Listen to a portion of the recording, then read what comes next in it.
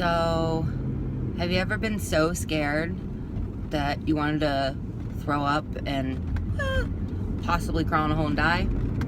That's me right now. Right? It's just driving. He doesn't even know what to say. I've possibly never been this scared in my whole life. I have no idea how I'm gonna get on this plane. I don't even know why I'm doing this anymore. It's just crazy. And my emotions are a freaking train wreck. But I guess we'll see. I either get on the plane or I don't.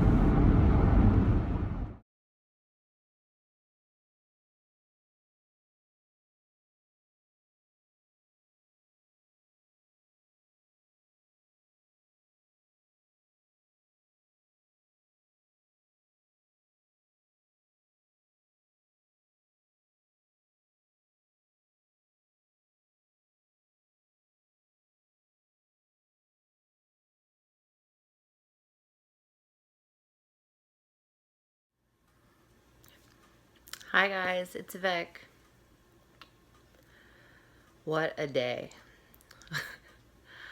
It is Wednesday, March 29th. It's about 10:06 p.m. And by the grace of God only, I am sitting in this cool little cabin at a place called Under the Hemlocks. It is just little, it's little kind of rustic cabins about a mile from Amicalola Falls, which means yes, I did in fact get on the plane. Not without hesitation and reservation, but I did it. I have been through so many emotions today, and I have really, I've really showed myself some weak points that I don't even think that I knew existed. I think you kind of know your strengths and your weaknesses, but today was an eye-opener, for sure. So we got to the airport this morning, and I was already, teared up, kind of shaking when we got up to the little ticket window. And, I think that today was full of God moments for me, and that was probably the first one. So the lady at the ticketing agent or whatever just kind of immediately sensed that something was off. I didn't even really say much to her. And she made arrangements so that John could accompany me all the way, through security and back to the actual gate where I would be leaving from. And he got to sit there with me until I boarded the plane, and that was unheard of. So, God moment to me, or whatever you want to call it, when the universe intervenes and makes it okay. So I got on the plane in Cincinnati. I flew to Washington D.C. What a shit show. It was crazy there. So at the bottom of my plane ticket, it said risky connection. I don't even want to bring up the fact that I thought that was because of a bad Wi-Fi signal. So, but yeah, it's me. What risky connection was the simple fact that I had 20 minutes to get off the plane in Washington, D.C., get on the other plane in Washington, D.C. that would get me to Atlanta.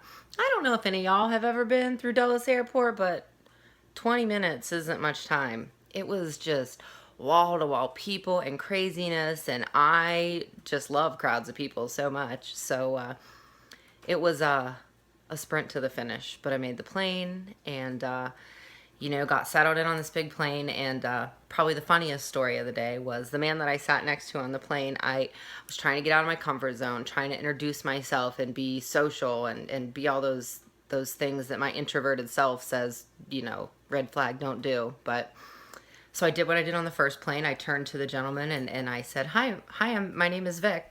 How are you today? And his response was, well, that was a nice birthday party, wasn't it? And I thought, cool. So, there's that.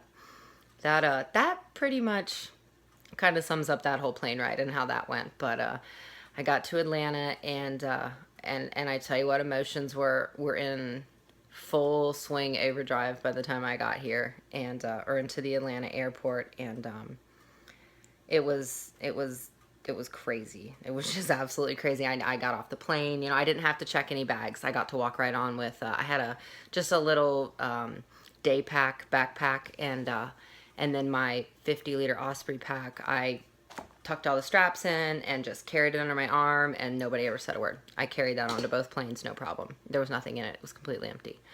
I had to find the MARTA station when I got off the plane, so I had to follow all these signs for transportation. And again, I'm not big on big cities. I'm not big on crowds of people. It's just, you know, so I knew even before all the emotions set in that getting here today was going to be hard for me. But, you know, I got to say that, you know, it was definitely a test of all the courage that I had in me today. So I can only imagine what's coming down the line. Because to be perfectly honest, and I just got off the phone with John a little bit ago, and I told him this. I said, you know, I could paint a picture of all the rainbows and butterflies of what today was and how wonderful it was getting here, and it wasn't. It wasn't. And because, you know, the thing is, I made this commitment to live this journey out loud, really to live my life out loud. And, you know, I think that in the spirit of that, I have to live out loud the bad days, and today was a bad day. You know, I think I canceled my trip probably 7 times before I even got to the airport this morning. I Googled 5, 6, 7, maybe 10 times once I was in Atlanta, and even on the MARTA train to get where I needed to be, return one-way flights back to Cincinnati. Like, I was mentally psyching myself out. The fear was running me. The emotions were paralyzing me, and I was just scared to death. But that's the thing, you know, is like it when fear cripples you like that, you can panic and you can run, or you can pay attention to the things that are going on around you and just slow down and realize that you're okay. And then you can make a non-emotional decision. And that's what happened. So my friend, Kristen Howard, man, love you, Kristen Howard, man. You saved the day today. So I went to high school with Kristen. Kristen lives here in Atlanta with her husband and her children, and she picked me up from the North Spring MARTA station. She saw me freaking out. She grabbed a hold of the situation. She was patient. She was calm. She was kind. And yet she wasn't trying to make a decision for me. She was just giving me my options. She took me to Starbucks. Hello. Anybody knows Starbucks fixes everything. So we went to Starbucks, got a cup of coffee, chatted some more. And, you know, I was still sure I was going home.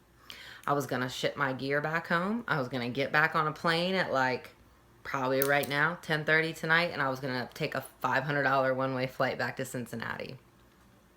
I was going to fail before I even started.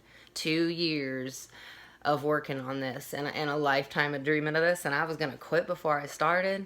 Man, that's not me. And, you know, it took between Kristen and the phone call that I made home from that Starbucks parking lot is what got me here. John played me. He reverse psychologed me. He said, you know, we kind of went back and forth in a conversation, and he finally said to me, you know what, Vic? Your feet will never touch that trail, so just get on a plane and come back home. And I thought, what? And he just counted me out. So at that point, it became like, watch me. And, you know, I don't know that starting an adventure like this with something to prove to somebody else is probably the best decision. But in that moment, because that man knows me so well and knows how to get to me, that he pulled his trump card at the right time. No pun intended. So, long story short, fast forward, I'm here. I'm going to be spending the night here at Under the Hemlocks in this cute little cabin. So Under the Hemlocks is a great place. $50 for this room.